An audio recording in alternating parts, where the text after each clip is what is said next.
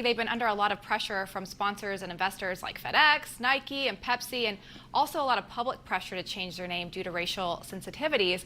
And just a couple weeks ago, the team announced the name was under review, but made no promise that it would result in a name change. And if you remember, Sean, in 2013, Dan Snyder, the owner, was adamant that the team's name would never change.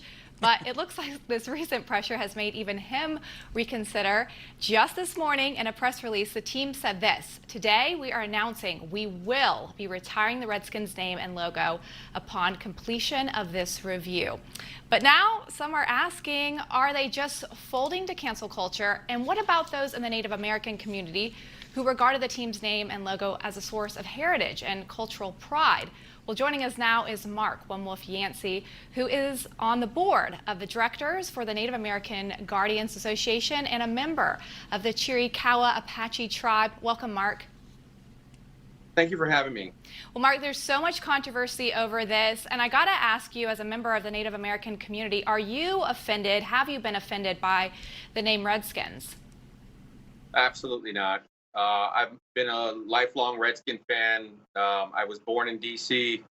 I grew up in the 80s in the heyday of all of our Super Bowl championships. There's a sense in Washington D.C. that the Redskin could do no wrong, and there was never a time in my life where the word Redskin was ever used in any type of derogatory way.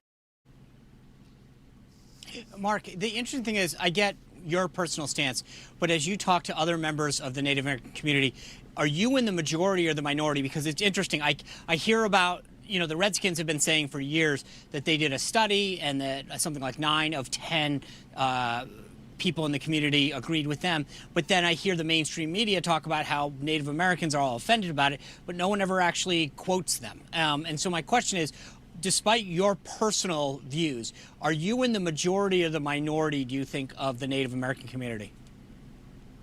Well, I'm very positive that I'm in the majority because one of the things that I did when I first, because being a native American and a native of Washington, D.C., I recognized that I could just be biased because it's home team. It's also something that as a Native American that I, was drawn to because it was a representation of my my culture, or within pop culture it was a representation of Native Americans.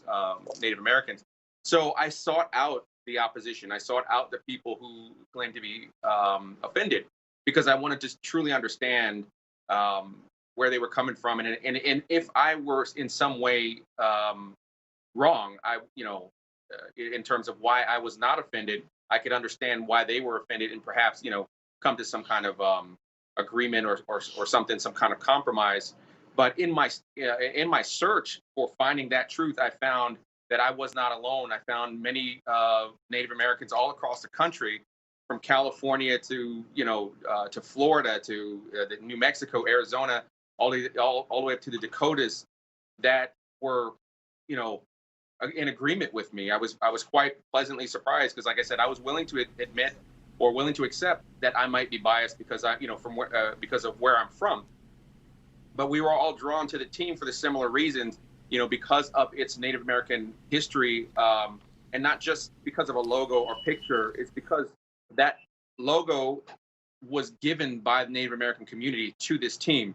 The Washington Redskins had Native Americans on the team, and I was familiar with that as a kid growing up. And being a Native American, you don't have very many, sort of heroes and things like that. So Jim Thorpe was one of a Native American sort of sports hero that I was, quite associated with growing up, and understanding the Redskin football originated from Indian football. If people understand what that means.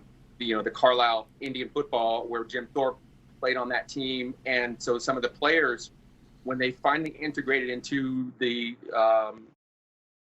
professional football league, they obviously there were just white players at first, but they integrated the Native Americans on that team with the coach Lone Star Dietz at the time, who was very familiar with Indian football. So this is a a source of that pride that we have in this in the team itself. Right.